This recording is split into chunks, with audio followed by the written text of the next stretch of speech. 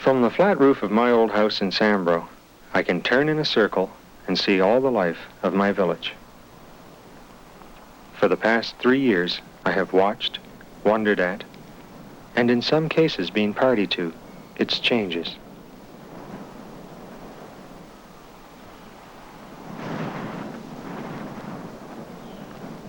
The name Sambro comes from the first men to fear it, the navigators aboard French transports and ships of the line. These men stood gazing out at the thick gray overcoat of fog, listening for the warning wash of shoals, crossing themselves and cursing the destiny that brought them to such a somber coast, Cap Sombre.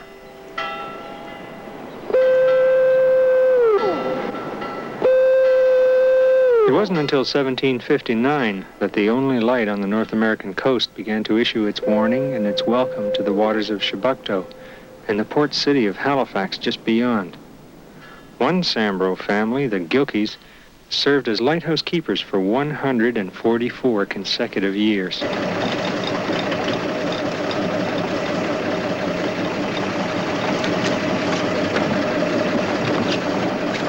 This Cape Island boat belongs to Clifford Smith.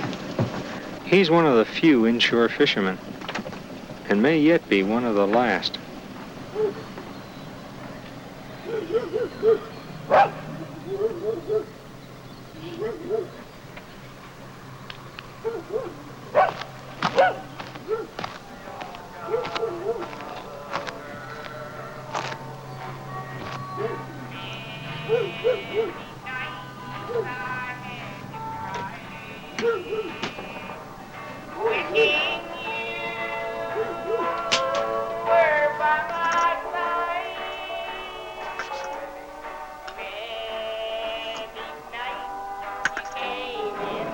The old people of Sambro spent most of their lives fighting hunger, illness, and economic depression.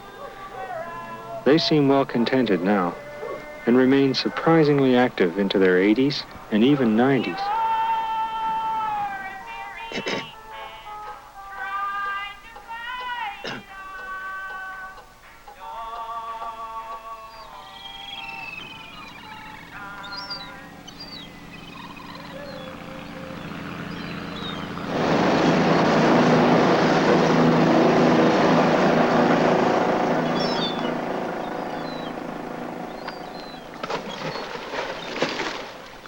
Like all us newcomers, Doug Mackenzie and Bora Murdzoy are not fishermen. At least not by local standards.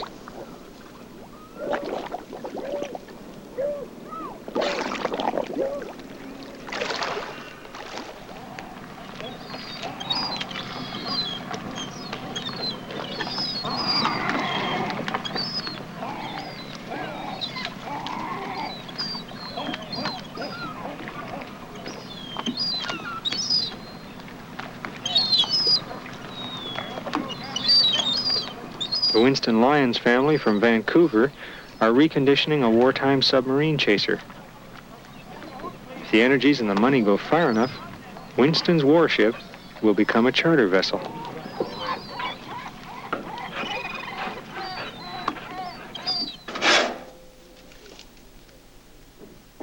Steve Gold is from Winnipeg, and he works in the shed behind the wharf. All alone, and for the next year or so, he's fulfilling a boyhood dream. He's building a 40-foot ocean-going sailing ship. Until 1971, Sambro Harbor was home to a large sword fishing fleet. In fact, there were more boats than there was room for them to tie up at the government wharf. Eventually, a new wharf expansion was approved, but in practically the same bureaucratic breath, the sale of swordfish was banned. The Sambro captains sold their boats and gear and stayed ashore. I'm told there was a lobster cannery here at one time. It was apparently bought and closed by Americans to protect their plants back home. Today, the only village industry is a fish plant controlled by Cape Breton Seafoods of New Hampshire.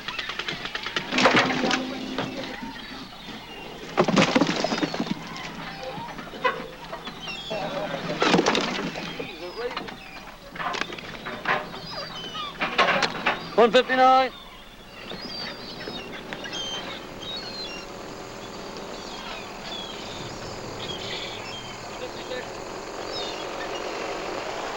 There are homes in the village which I find very beautiful.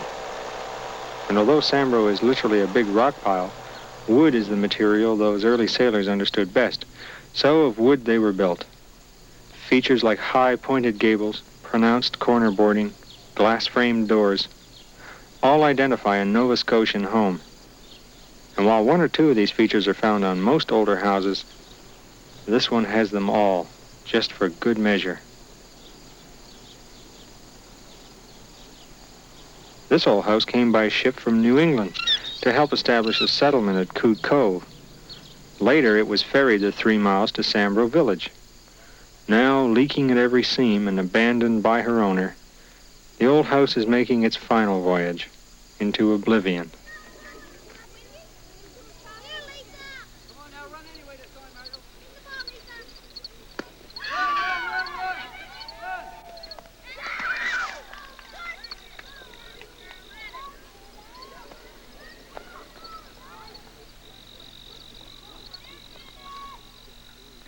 Village kids are taught until the 6th grade by people who drive here from the city each day. As they grow older, they'll follow their teachers back to the city.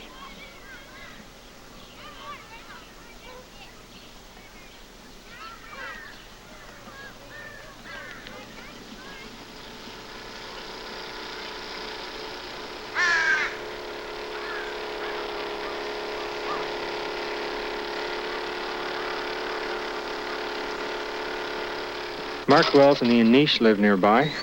They're both marine biologists, and Ian tells me there are possibilities for farming certain shellfish and commercial seaweeds in the Sambro area. I can imagine the old-timers chewing on that idea with their plugs of tobacco. On the other side of the radio towers is Coot Cove. Today it has a modern function and a modern name, Crystal Crescent Beach. It's mainly for the enjoyment of tourists and people from the city, since the Sambro residents question the sanity of anyone who will swim in the icy Atlantic.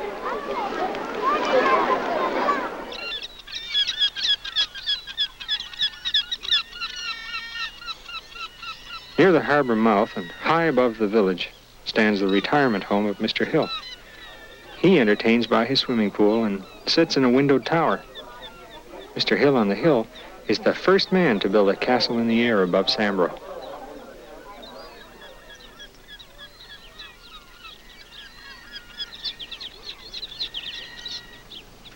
The old burying ground juts into the sea just below what used to be one of the prettiest churches on this shore. But in 1964, the church was reassessed by its congregation, and like so many things, was found old, and worse still, old-fashioned. Falling down, it was said, though a bulldozer broke a huge tow cable trying to tear the church from its foundation.